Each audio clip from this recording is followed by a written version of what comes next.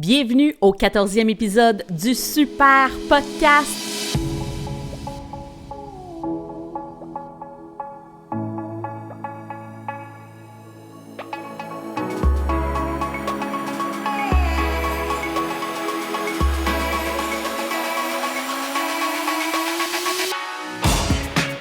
Je suis ultra contente de vous retrouver pour ce nouvel épisode où je vais parler de comment bien choisir ta planche gonflable. C'est une question qui revient souvent. On me pose souvent cette question-là. Quelle planche choisir? Quels matériaux? Quelle compagnie? Quels critères choisir? Parce qu'on veut faire des achats judicieux et je vais te dévoiler mes astuces, mes trucs pour que tu puisses être un acheteur encore plus averti, faire des choix encore mieux. Mon nom est Marie-Ève Ricard, je suis bachelière en enseignement de l'éducation physique et à la santé, une grande passionnée de planche à pagaie depuis plusieurs années, genre plus de 15 ans, et je donne des cours ici en Mauricie, à Trois-Rivières, à Shawinigan, dans le parc de la Mauricie, et j'organise aussi des retraites de SOP. Il y en a une qui s'en vient en septembre, fin septembre, pour avoir la vibe automne, nature, zen. Oh, ça va tellement être le fun. Septembre, c'est un mois, tu sais, ça s'en vient là, la routine, tout accélère, donc pourquoi pas ralentir justement pendant ce mois-là. J'ai vraiment, vraiment hâte. C'est à la Seigneurie du Triton. Oh my God, que c'est un endroit fabuleux. Ça mérite vraiment le détour en Haute-Mauricie. On a tellement des beaux endroits ici en Mauricie. Donc, je commence en vous remerciant vraiment du fond du cœur pour tous les commentaires. Ça a été un mois très riche. Vraiment en beau retour. Vous m'avez partagé des superbes commentaires, puis pour vrai, faut que je vous les partage. Sylvie Gagnon, wow! Merci pour ton partage. Tu m'as écrit « Merci beaucoup pour tes podcasts qui m'ont permis d'oser faire du paddle à 63 ans. » Entre parenthèses, il y a des personnes qui m'écrivent de temps en temps qui sont comme « Je suis trop vieux, je suis trop vieille pour commencer le paddle. » Non! On peut commencer à n'importe quel âge. C'est ça qui est beau du paddle, c'est multi-âge, multi-niveau. Chacun y va à son rythme, donc bravo. Sylvie, ton commentaire continuait en disant « Étant à la retraite, je peux en profiter autant que je veux. Je rentabilise mon investissement sans problème. Yeah! » Puis, on a de très beaux lacs en Estrie. Donc, Sylvie est en Estrie, à moins de 20 km de chez eux. Elle peut aller en paddle. Donc, c'est très cool. Elle termine en disant « Merci, merci, merci. Merci à toi, Sylvie. T'es super inspirante. Bravo. Et oh mon Dieu qu'on est bien quand on est sur l'eau. C'est toujours, chaque sortie, c'est du pur bonheur. Merci aussi à Carl Lemont qui a partagé sur un groupe de paddleboard. Tu devrais partager ton compte TikTok. J'ai beaucoup appris sur le sport grâce à tes vidéos. Puis là, il y a eu une vague. Sonia Paquette, moi aussi. Martine Saint-Gelais, moi aussi. Moi aussi, j'adore tes TikTok. Cours utiles, toujours avec le sourire. Ça, c'était à l'écoute. Il y avait Patricia Andrea aussi qui avait commenté « Je seconde, je commence et je suis tombée sur tes TikTok par hasard et j'adore. » My God, merci. Tellement. Quelle belle vague d'amour. Oui, si vous ne me suivez pas déjà sur TikTok, je vous invite à me suivre. C'est Marie-Ève Ricard, vous allez me trouver. Je fais plein de petits trucs rapides en vidéo sur la planche à pagaie. Et d'ailleurs, j'ai perdu mon téléphone dans le fond du lac dernièrement en essayant de tourner comment bien ajuster sa pagaie. Puis le cellulaire m'a glissé des mains et a rebondi sur ma planche gonflable et plouch dans le fond du lac. Fait que j'ai pas réussi à le rattraper. Ça descend vite un cellulaire. Et voilà, fait que j'ai un beau nouveau téléphone maintenant. Bien contente. Ouais. Et je voulais souligner aussi Sylvie Pesant, qui est très à la mode, qui est rendue sur TikTok, qui me suit.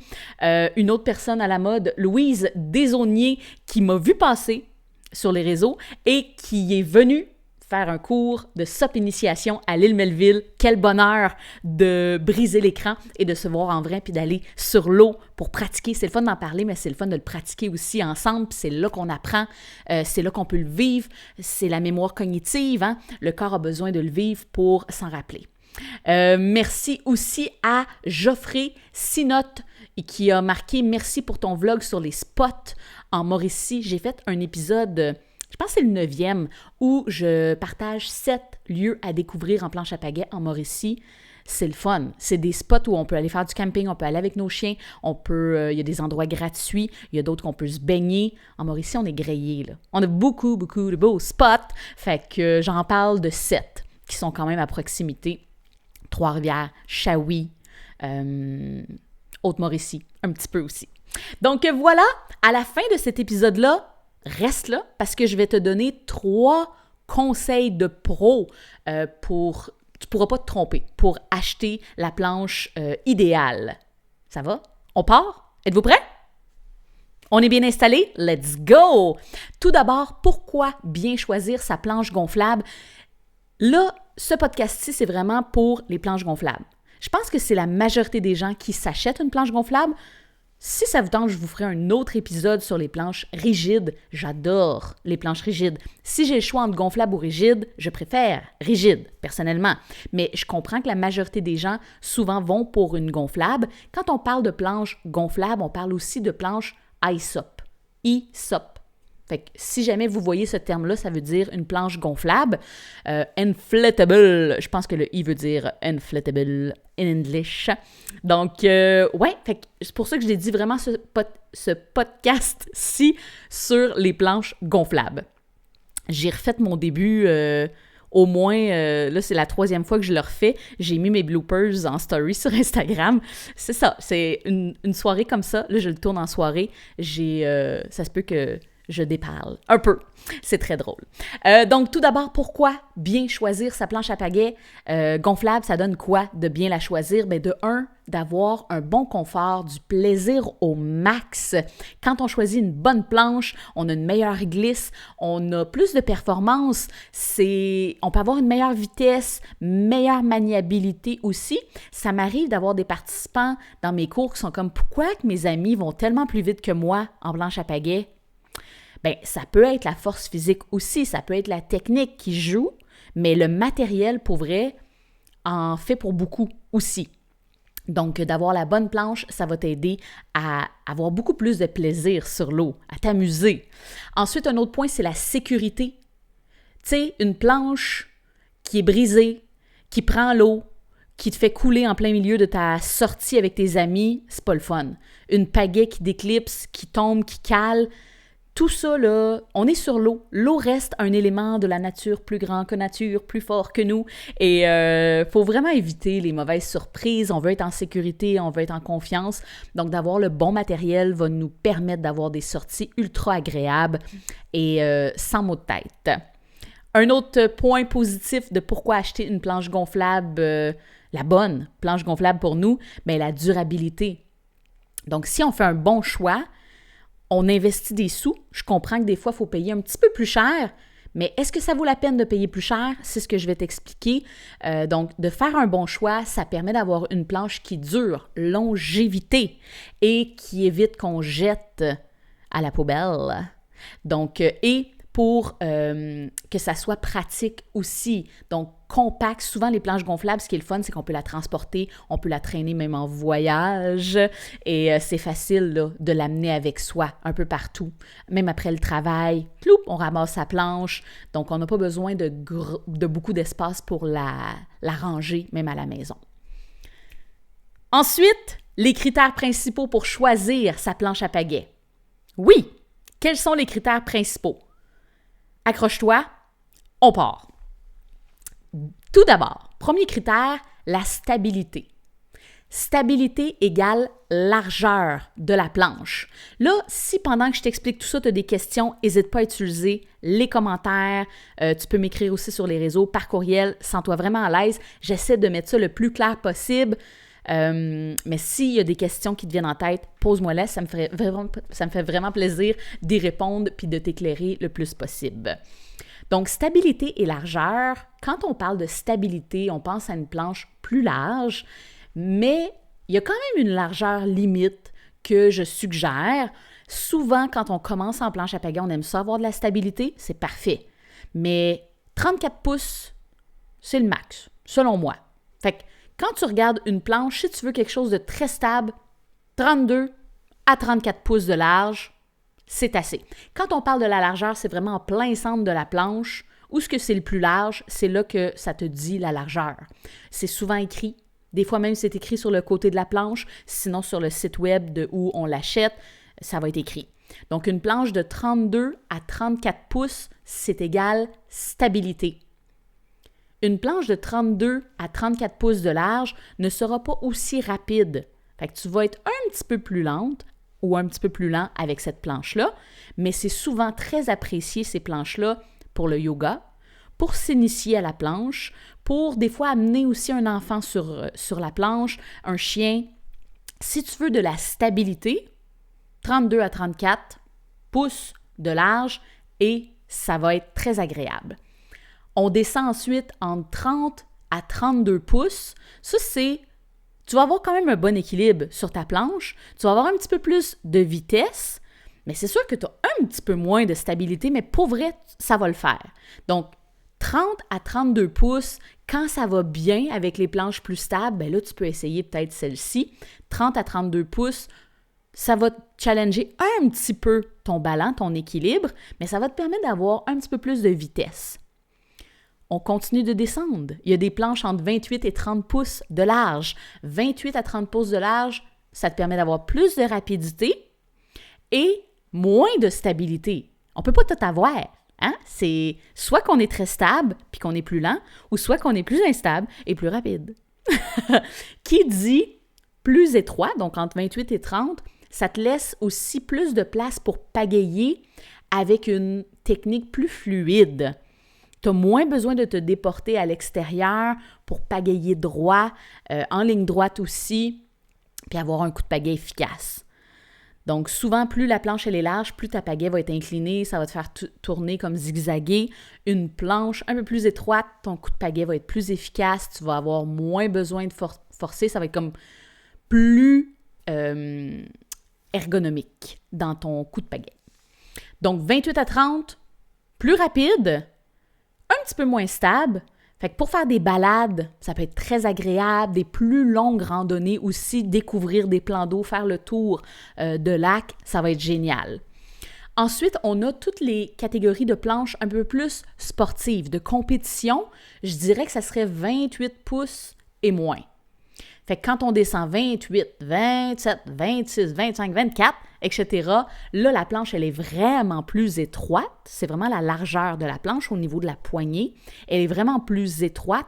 Là, tu vas aller chercher de la grande rapidité. On veut reproduire la rapidité d'une fusée.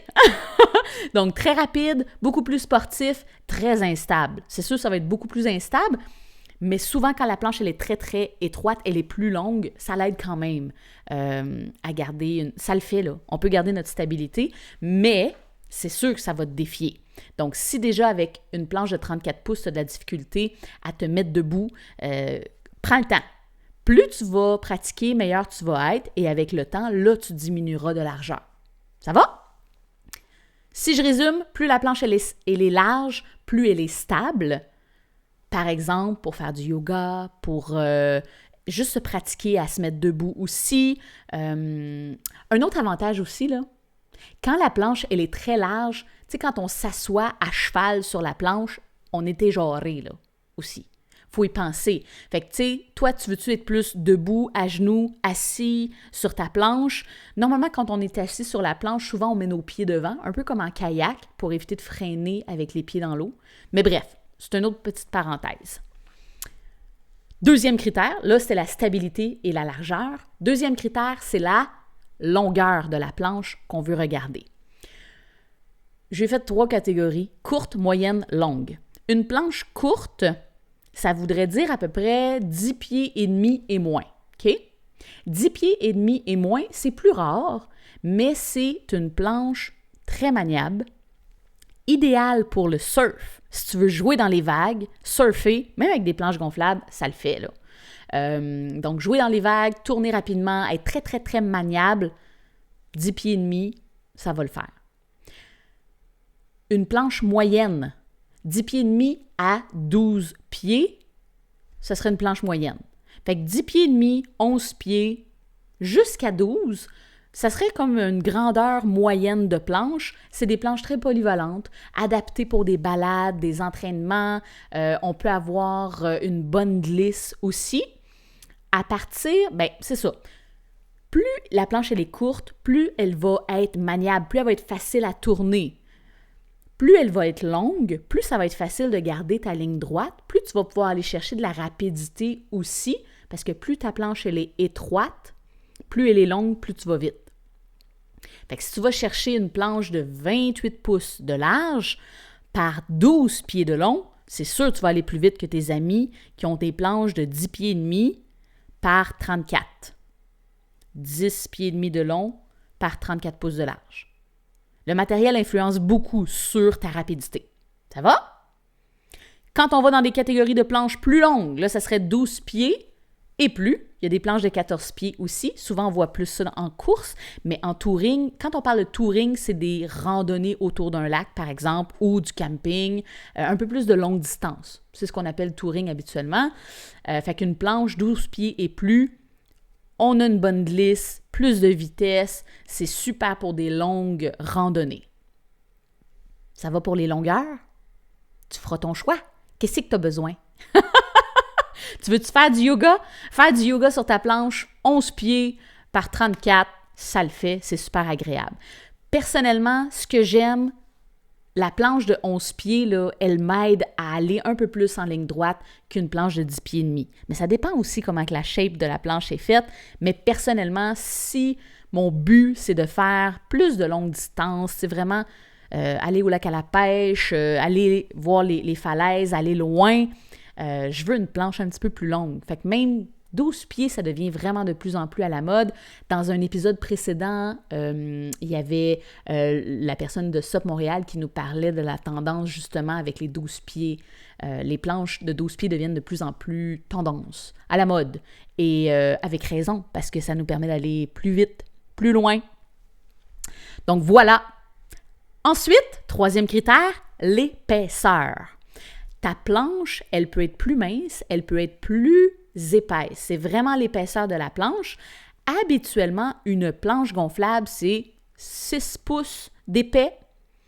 6 pouces, l'avantage, des fois, c'est qu'on peut trouver la planche plus rigide. Ça dépend encore des matériaux, de la qualité, de comment que la planche elle est conçue, mais habituellement, 6 pouces, on pourrait trouver que la planche elle est plus rigide. Tu es moins proche de l'eau, mais l'avantage, des fois, les gens préfèrent ne pas avoir trop d'eau sur sa planche pour ne pas avoir les pieds trop mouillés. Fait que ça dépend de chacun. Il y a des planches aussi qui sont 4 pouces et demi environ dans ces eaux-là. 4 pouces et demi.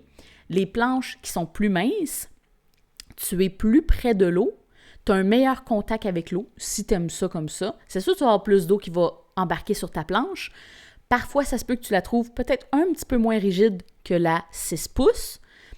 L'avantage de la planche de 4 pouces et demi, pour rembarquer dessus, ça peut être vraiment plus facile. Ça paraît. Quand il faut que tu rembarques sur ta planche, ça peut vraiment, vraiment aider d'avoir une planche un peu plus mince. Fait que ça, c'est des conseils souvent que je donne aux gens. Des planches de 4 pouces et demi là, sont plus rares, mais sont le fun pour ça, pour rembarquer. 1, 2, 3. Premier critère, stabilité, largeur. Deuxième, on a vu la longueur. Troisième, l'épaisseur. Là, on est rendu à la rigidité. Quand on parle de la rigidité de la planche, c'est que ça dépend beaucoup de la qualité de la planche, entre autres du drop stitch. Le drop stitch, c'est la structure interne de la planche, des fils. Je vais t'en parler. Okay? C'est quoi exactement le drop stitch? Mais c'est déterminé par le drop stitch et la pression aussi de la planche. Certaines planches, on les gonfle à 15 PSI. PSI, c'est la pression dans ta planche. C'est écrit autour de ta valve. Quand tu gonfles ta planche, ça va être écrit maximum. Souvent, le maximum, c'est que techniquement, si ta planche est bien conçue, est capable de prendre ce nombre de PSI-là. Si ta planche est peut-être de qualité plus bas de gamme ou d'entrée de gamme, peut-être y laisser comme un 2. Tu sais, au lieu de le mettre à 15, tu le mets à 13, au cas où. Il faut faire attention quand il y a des variations de température. Si tu gonfles ça dans ton À l'intérieur de la maison, quand c'est plus frais, plus chaud, ces changements-là peuvent faire jouer aussi sur la pression. Donc, des fois, de laisser un petit jeu, ça peut être gagnant. Fait que certaines planches ont 15 PSI qui peuvent accueillir. D'autres planches ont 20 PSI. Fait que ça aussi, ça pourrait jouer sur la rigidité de ta planche. Si tu es capable de mettre plus d'air dedans, elle pourrait être plus rigide. Une planche qui est trop molle va pouvoir se déformer. Ça rend vraiment l'activité pas le fun, là. Fait que la qualité des matériaux va jouer sur la rigidité de ta planche. Si ta planche est vraiment molle puis qu'elle change de forme, elle fait vraiment comme une forme de banane avec le temps, c'est pas le fun, là. Ça peut nuire vraiment même à ta sécurité, à ton plaisir. C'est pas chouette, là. Donc, je te parle un peu plus de c'est quoi le drop stitch parce que vous allez souvent voir ça quand on magasine des planches, ils en parlent. C'est quoi? Drop stitch, c'est les fils à l'intérieur qui relient le dessus de ta planche avec le dessous. Tu sais, comme un matelas gonflable, là, mettons, dans ton matelas, c'est des fils qui sont vraiment perpendiculaires de bas en haut qui relient les deux côtés, le bas puis le haut. Donc, ça relie la face du haut et la face du bas qui est souvent en PVC. C'est ce qui permet à la planche de gonfler, de rester rigide. Il existe différentes qualités de drop stitch.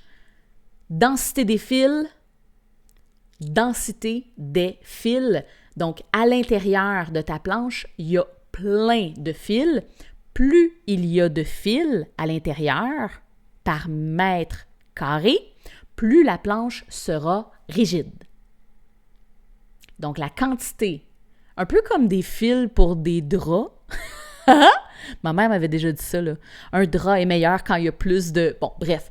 Fait que, densité des fils. S'il y a juste quelques fils qui tiennent ta planche, les fils, avec le temps, pourraient briser et ça pourrait ramollir ta planche avec le temps. Si tu as plein de fils à l'intérieur, bien, ça pourrait la rendre beaucoup plus rigide, plus durable, avec le temps aussi. Il y a aussi la qualité des fils. Là, j'essaie de te vulgariser le tout le plus possible pour que ça soit clair à comprendre. Fait que les qualités de fils, il existe des fils qui sont... Parce que la technologie évolue tout le temps, hein? La planche à pagaie, c'est relativement nouveau, mais il y a de l'innovation, il y a différents matériaux qui sont mis sur le marché, donc ça évolue. Les premières planches à pagaie étaient beaucoup plus lourdes. Là, celles qu'on a présentement sont plus légères, mais je vais t'en parler. Légèreté ne veut pas dire nécessairement qualité. Ça se peut qu'il y ait juste moins de fils dans ta planche. Ton drop stitch est peut-être juste de moins bonne qualité. Oui, ta planche, elle est légère, mais ça ne veut pas dire qu'elle va être de bonne qualité. Donc, qualité des fils solides en polyester ou en nylon, haute ténacité, résistent mieux à la pression et à la tension, par exemple. Des fils de mauvaise qualité peuvent s'étirer, casser, ce qui rend la planche molle, plus instable. Une planche qui est molle, là, c'est instable. Ça ne t'aide pas à rester debout dessus. Vraiment pas. Il y en a qui trouvent que des planches rigides, c'est plus stable aussi. Juste pour vous faire la comparatif, donc, déjà, une planche gonflable, il y a toujours un petit bounce, hein? Tu sais, c'est quasiment... J'ai jamais vu de planche gonflable, tu sais, rigide comme une planche rigide, là. Il y a quand même des limites, mais il y en a qui sont vraiment plus solides, plus rigides que d'autres quand même, de par la conception. Ça va pour le drop stitch. Ça vous explique un peu. Fait qu'imaginez des filaments qui passent, c'est souvent blanc. Quand on voit des planches qui explosent, c'est souvent le drop stitch, les fils à l'intérieur qu'on voit voler à l'extérieur de la planche. Épaisseur du PVC. Une planche gonflable est faite majoritairement de PVC. Plus le PVC va être épais, plus la résistance et la rigidité de la planche sera grande. C'est un combiné avec bonne qualité de drop stitch qui permet de garder la planche ferme et avec une belle qualité de PVC. Quand on parle de PVC, il y a des constructions de planches à multi-couches. Donc, 2 épaisseurs de PVC, par exemple, permettra d'avoir une planche plus rigide. Une épaisseur de PVC, dépendamment de la qualité, ça pourrait aussi être moins rigide. Fait que la qualité du PVC va jouer l'épaisseur, la résistance. Imaginez un PVC super mince, si je l'accroche sur une roche, il pourrait même percer. Tandis qu'un PVC plus épais, je peux rouler ma planche 100 fois, 1000 fois, ça ne fera pas d'usure sur la planche. Il y a aussi la qualité de fabrication, la colle qui est utilisée pour la planche. Vous savez que toutes les planches à pagaie sont faites à l'étranger, compte tenu des normes environnementales, entre autres de la colle. Ici, au Canada, on ne pourrait pas construire, fabriquer une planche à pagaie pour des raisons environnementales, donc on les importe. Donc, qualité de fabrication / collage, la colle, il y a vraiment différentes qualités, autant de colle, autant de matériaux de fabrication. Les fils doivent être solidement attachés aux couches supérieures et inférieures quand on parle du drop stitch. Ensuite, une mauvaise soudure, donc les côtés souvent de la planche, ça décolle. Des fois, on voit ça. Bien, soit que la qualité de la colle n'est pas bonne, soit que la colle adhère pas bien sur le PVC. Ça peut déformer la planche, ça peut créer des pertes d'air aussi, des fuites, et ça peut rendre la planche plus molle aussi. Donc, si je résume, plus dense, plus de densité de fil pour le drop stitch et plus la qualité du PVC est grande, épaisse, plus la planche va être rigide et de meilleure longévité aussi. Rigidité égale meilleure glisse, plus de stabilité, plus maniable, plus de plaisir. Vraiment, vraiment, vraiment, ça vaut la peine. 100%. Est-ce que ça va pour ça? C'est bon, c'est plein d'informations, mais c'est pas simple. Je sais que c'est pas simple de choisir une bonne planche. Je fais une autre parenthèse.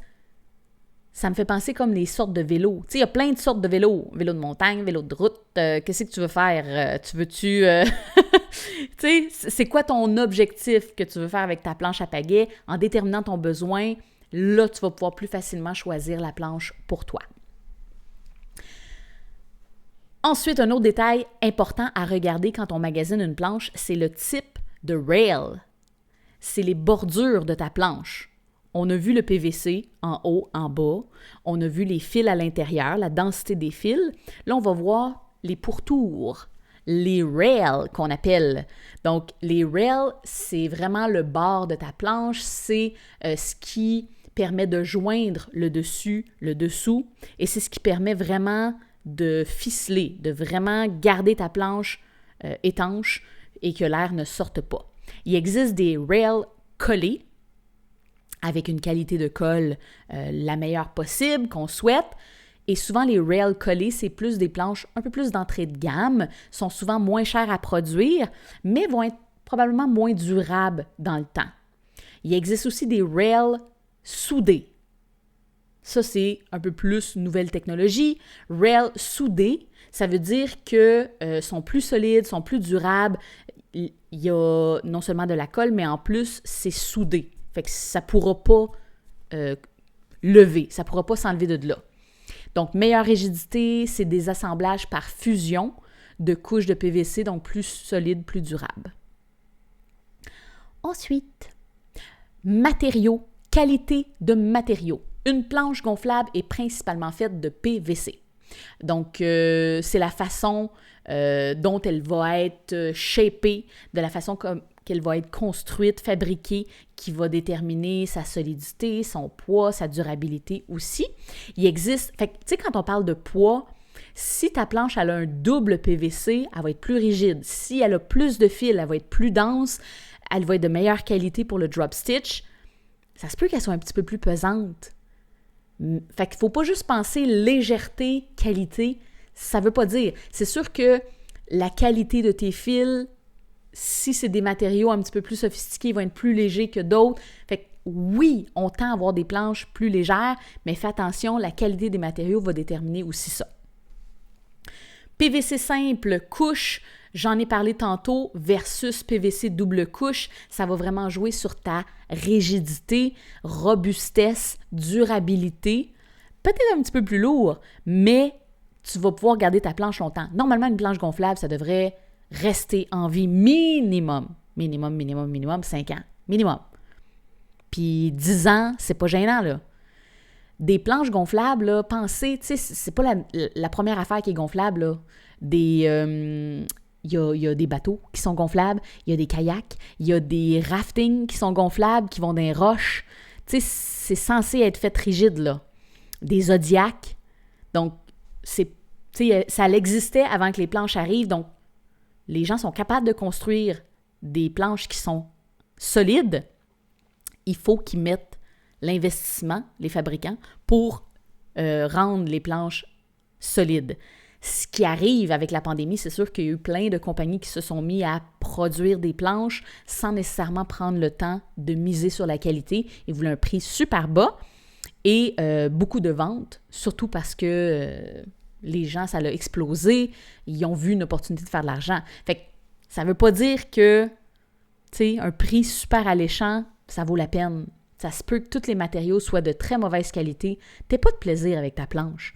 Fait que ça vaut la peine des fois d'investir un petit peu plus pour avoir quelque chose de qualité puis que ça permette de le garder longtemps. J'ai parlé des matériaux, j'ai parlé du type de rail, j'ai parlé des drop stitch, donc de la rigidité, de l'épaisseur, de la longueur, de la stabilité. Un autre élément super important, c'est les ailerons. Aileron et boîtier d'aileron. Quand je magasine une planche, personnellement, je préfère les US Box. C'est un boîtier qui permet d'accueillir un aileron à vis. Ça me permet de facilement changer d'aileron. Il existe des ailerons de 9 pouces, il existe des ailerons plus courts pour la rivière, il y a des ailerons souples, il y a des ailerons plus grands, des dérives, etc. US Box, personnellement, je préfère. Je trouve que c'est ce qui est le plus versatile. Il y a des US Box où on peut bouger l'aileron à l'intérieur du socle aussi.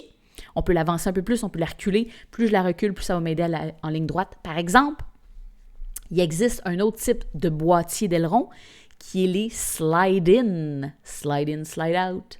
Donc, slide-in, ça veut dire qu'il y a une petite flappe, là. Souvent, c'est la majorité des gens qui ont ça. Un aileron avec une flappe qu'on rentre dedans, puis c'est ce qui fait que ça barre l'aileron. Donc, la petite languette, on la rentre, puis souvent, on a de la misère à la ressortir après.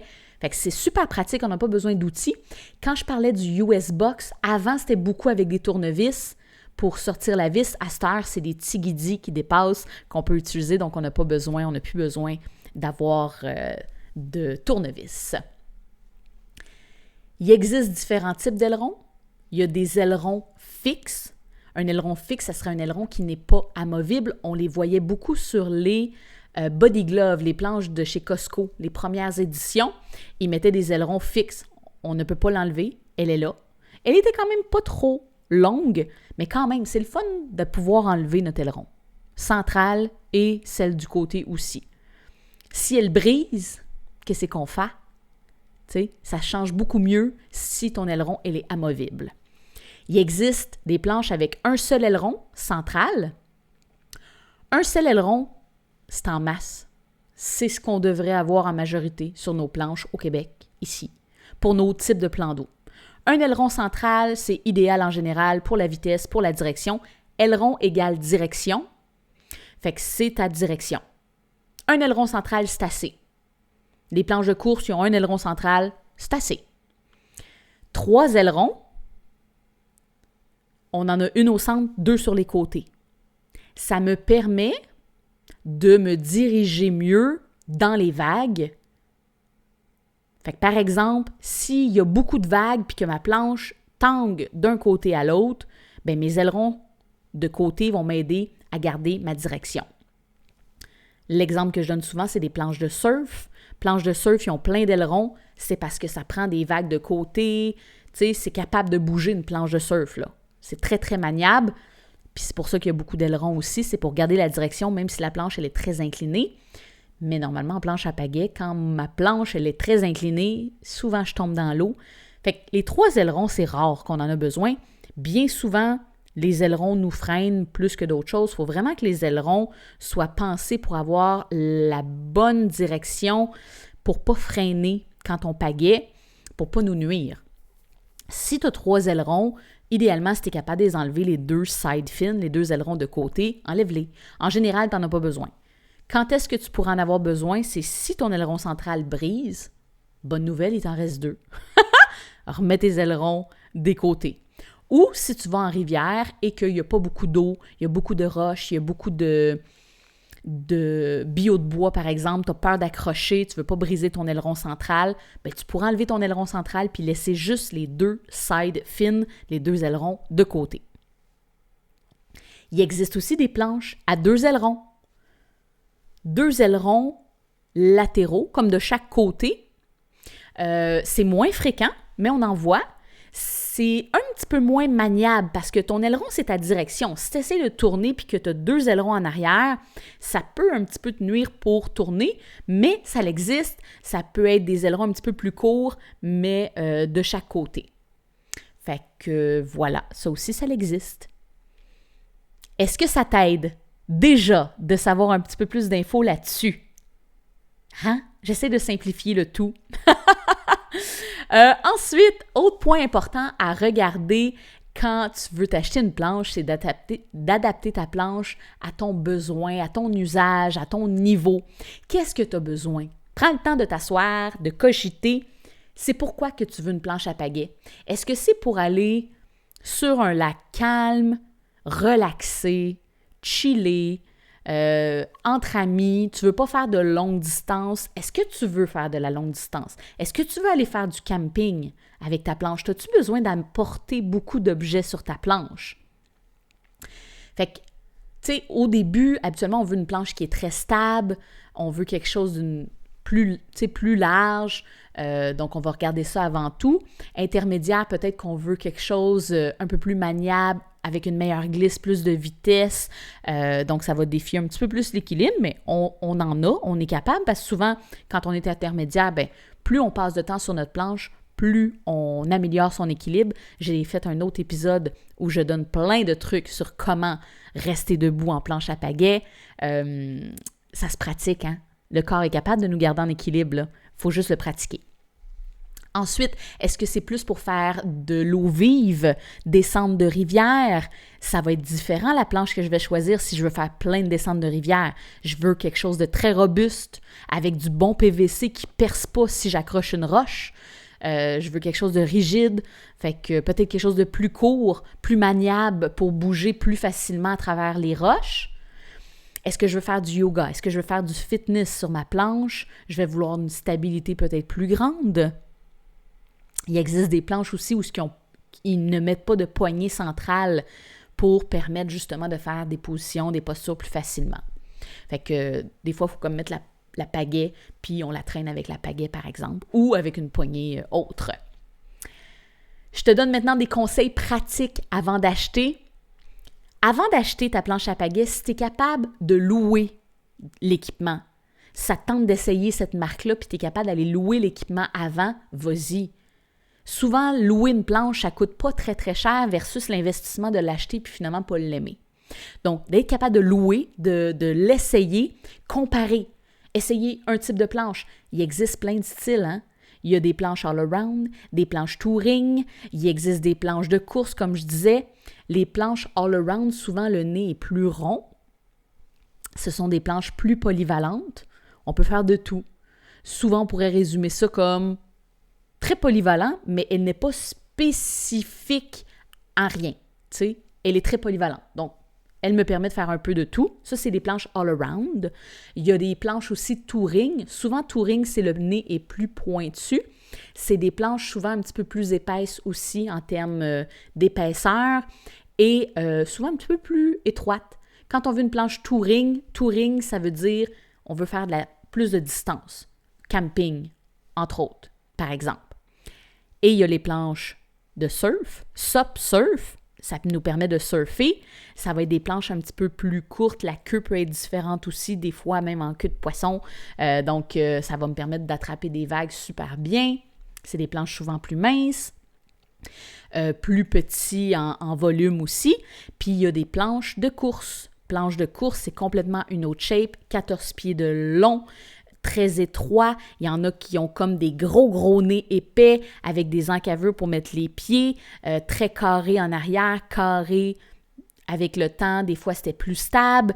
La technologie évolue énormément, hein? Donc, faut en essayer, puis ça nous permet de voir qu'est-ce qu'on aime plus.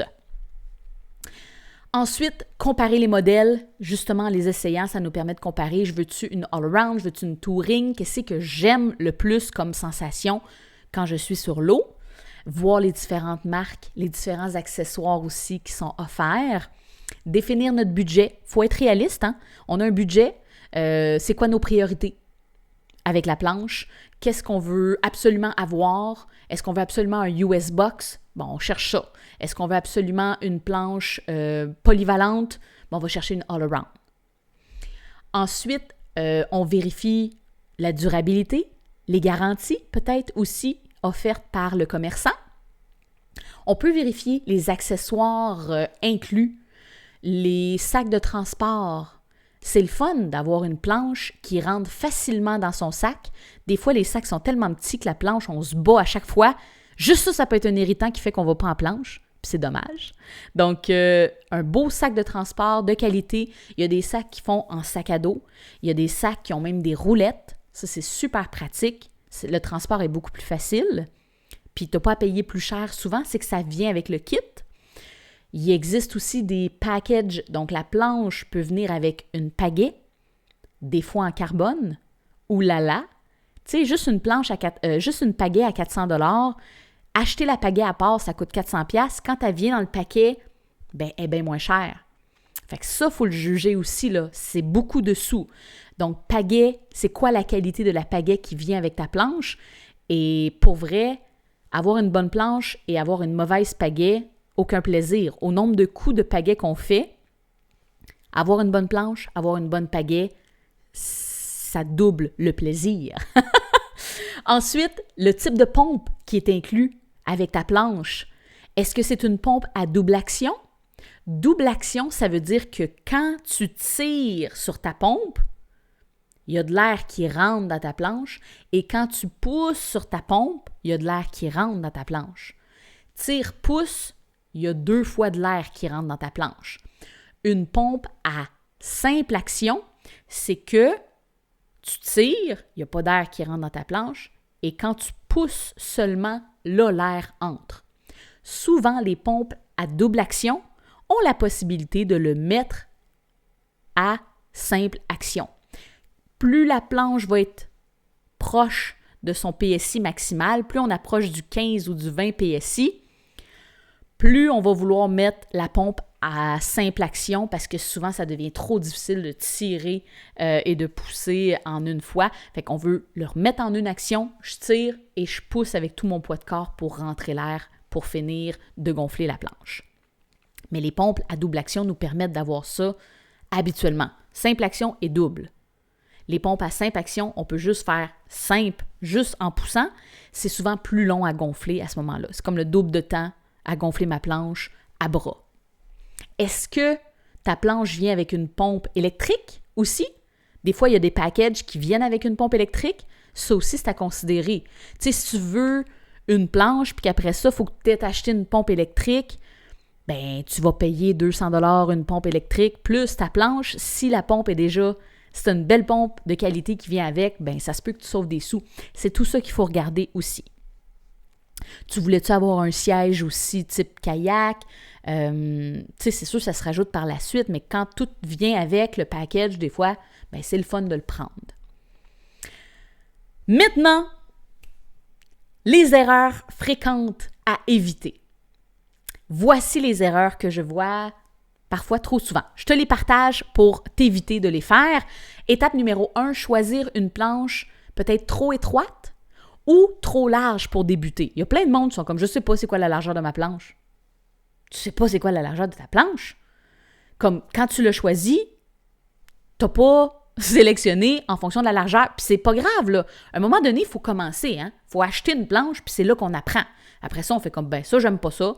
Je vais changer. » Mais tu peux la revendre, ta planche, si elle est de bonne qualité. Quelqu'un d'autre, ça va faire son bonheur. Ou même, des fois, il y en a qui la gardent comme ça quand ils ont des amis qui viennent, ben ils peuvent aller en planche à 2. Fait que choisir une planche trop étroite ou trop large, au-dessus de 34 pouces, c'est dur à pagayer avec ça, là. Ça tire, là. C'est vraiment pas rapide, là. C'est pas la même game. Ensuite, penser que sa planche est fabriquée au Québec. Ça, je l'entends souvent. J'encourage une compagnie québécoise. Oui, je comprends, mais toutes les planches sont importées. Fait que, faut pas penser qu'elles sont conçues ici. Souvent, elles sont designées ici, donc dessinées, conçues, pensées, mais elles ne sont pas fabriquées, là. Tu sais, on n'y a pas d'usine ici. Donc, oui, c'est le fun d'encourager des compagnies québécoises, mais sachez que les planches sont toutes importées. Si on veut vraiment avoir une planche 100% québécoise, il faut aller dans le rigide. Il y en existe quelques compagnies qui fabriquent vraiment de A à Z des planches au Québec. Mais les planches gonflables, on importe. C'est souvent de l'Asie. Mais ça ne veut pas dire que il n'y a pas différentes qualités. Comme n'importe quoi qu'on importe d'Asie, il y a différentes qualités. Les planches ne font pas exception. Donc, nos planches qu'on importe peuvent être, oui, designées, pensées, shapées, ici dessinées, mais c'est sûr qu'elles sont fabriquées à l'étranger. Ensuite, erreur fréquente, c'est de négliger la qualité du drop stitch, la qualité du PVC, de ne pas tenir compte de cette importance-là, de prendre une planche qui est très, très molle. Pas le fun. Rigidité, ça va vraiment t'aider. Avoir plus de plaisir, puis même plus d'équilibre. Ensuite, une autre erreur fréquente que je vois, c'est d'acheter uniquement en considérant le prix, sans considérer la qualité et la longévité. C'est pas une bonne idée. C'est souvent pas garant de succès. Maintenant, on est rendu déjà à la fin où, au début, je te parlais de 3 conseils de pro que je voulais te partager. On est rendu là. Prêt? Tu me le dis là si ça t'aide. Si c'est des conseils qui t'aident, écris-moi par commentaire, like le podcast, partage-le à tes amis. Tout ça, ça m'aide là. L'engouement est là et j'en suis très contente. Vraiment.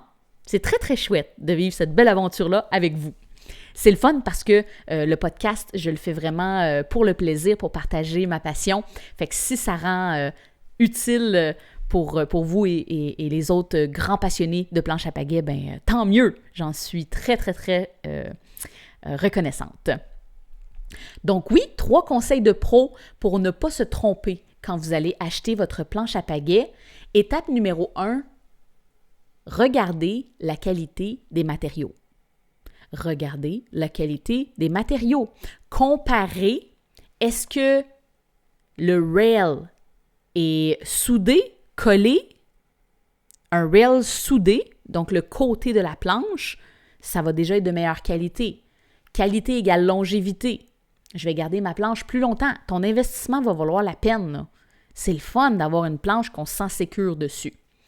Qualité de drop stitch, le nombre de fils, la densité de ton drop stitch, l'évolution de cette composante-là est super importante. La qualité de PVC.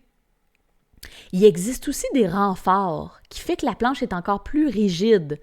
Fait que des fois, ils mettent des renforts centraux, latéraux, etc.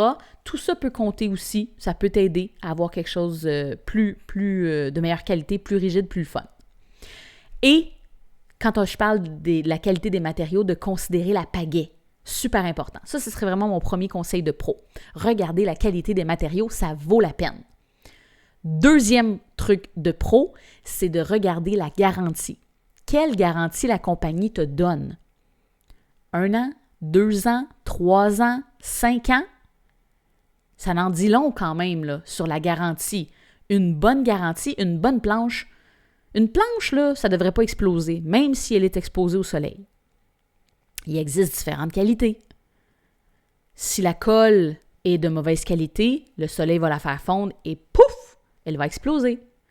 Mais c'est pas parce que tu as mis ta planche à 15 PSI au soleil qu'elle devrait exploser. Si c'est marqué 15 PSI sur la planche, elle devrait être capable de garder son 15 PSI même au soleil. Donc, qualité, qualité, qualité. Garantie, ce serait mon deuxième conseil.